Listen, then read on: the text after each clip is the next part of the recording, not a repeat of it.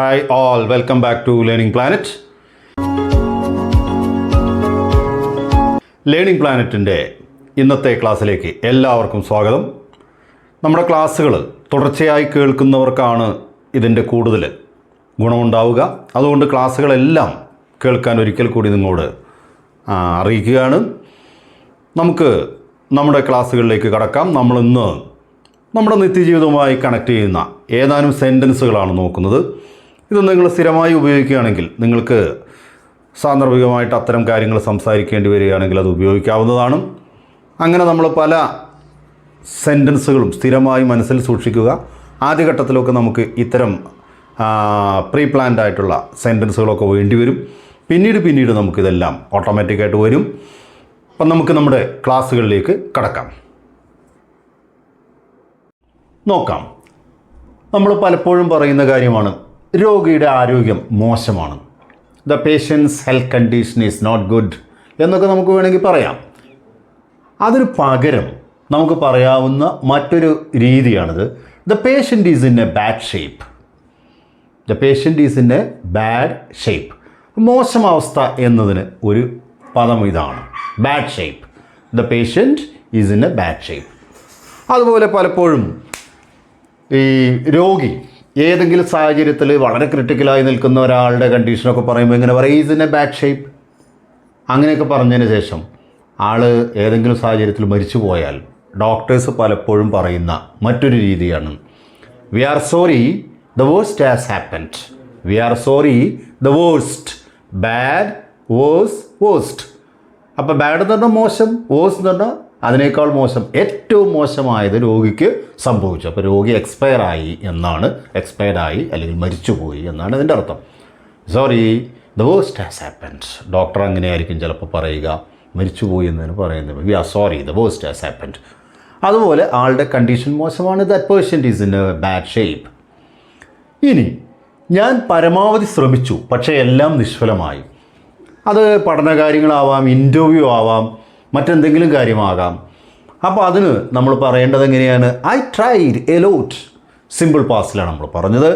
I tried a lot. ഞാൻ ഒരുപാട് ശ്രമിച്ചു, ഞാൻ പരമാവധി ശ്രമിച്ചു. I tried my maximum. ഇങ്ങനെ നമ്മൾ ഉദ്ദേശിച്ച പോലെയൊക്കെ പറയാം. I tried my maximum, I tried my best, I tried a lot but all in vein.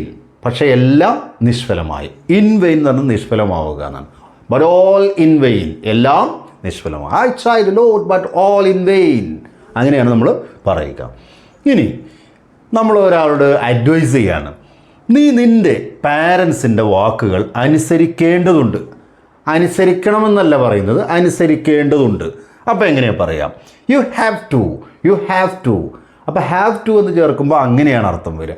U have to obey the words of your parents. You have to obey the words of your parents. അപ്പോൾ you have to, നീ നിൻ്റെ പാരൻസിൻ്റെ വാക്കുകൾ അനുസരിക്കണം എന്നാണ് പറയുന്നത് വിചാരിക്കുക. അപ്പോൾ ഈ ഹാവ് ടു കളഞ്ഞിട്ട് അവിടെ ഷുഡ് ചേർത്താൽ മതി. You should obey the words of your parents. ഇനി നമ്മൾ കർശനമായിട്ട് പറയുകയാണ് വിചാരിക്കുക.